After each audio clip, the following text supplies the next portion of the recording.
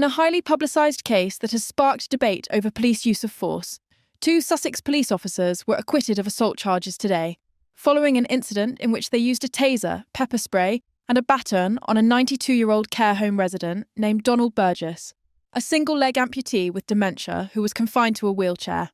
PC Stephen Smith and PC Rachel Camotto were charged with assault occasioning actual bodily harm after they confronted Burgess, who had threatened care home staff with a small cutlery knife, prompting a 999 call.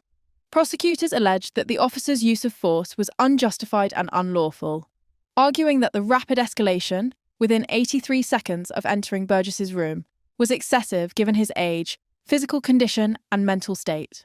However, after 2 hours of deliberation, a jury unanimously found the officers not guilty, clearing them of all criminal charges.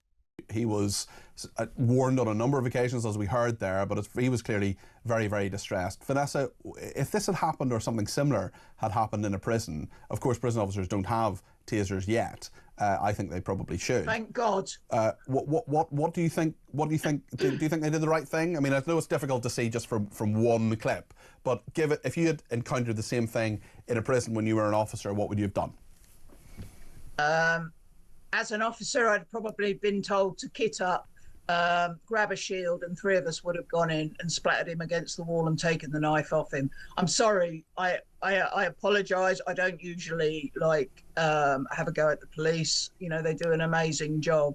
But to see a 92-year-old tasered, sitting down, who was no real threat, to be honest, you know, I find appalling. Yeah, and I think there'll be a lot of questions still asked about it. Vanessa Frake, thank you very much, former President Governor, author of the book The Governor. Ray in Somerset has given me a ring about this. Ray, are you the same Ray who tweeted me? Yes, I am. Brilliant. Oh, thanks for giving me a ring, Ray. I really appreciate that. So you're a former officer and you've disarmed people. Tell us about what you would have done in this situation and about your perspective on this.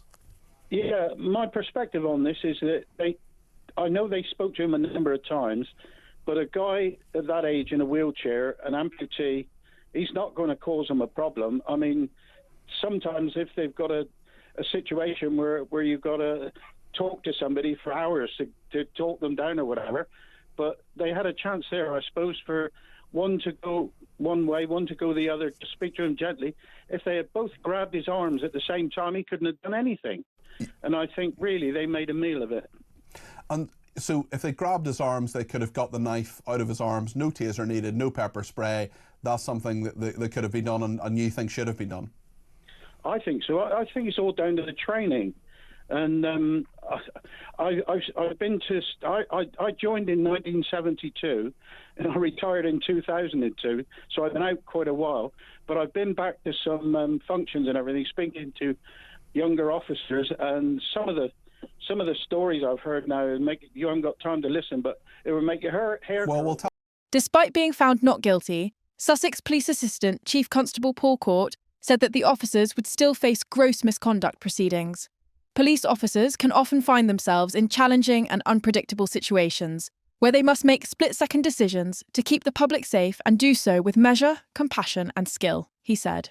We support them to do this, and it's what our communities expect. Use of force must be reasonable, necessary and proportionate, and officers know they will be held accountable for their actions every time. IOPC Director Emily Barry said, "We know this case, including the police body-worn footage that was released during the trial, has caused understandable concern in the community. It was right that the evidence was put before a jury so the officers could be held accountable, and we respect the jury's decision."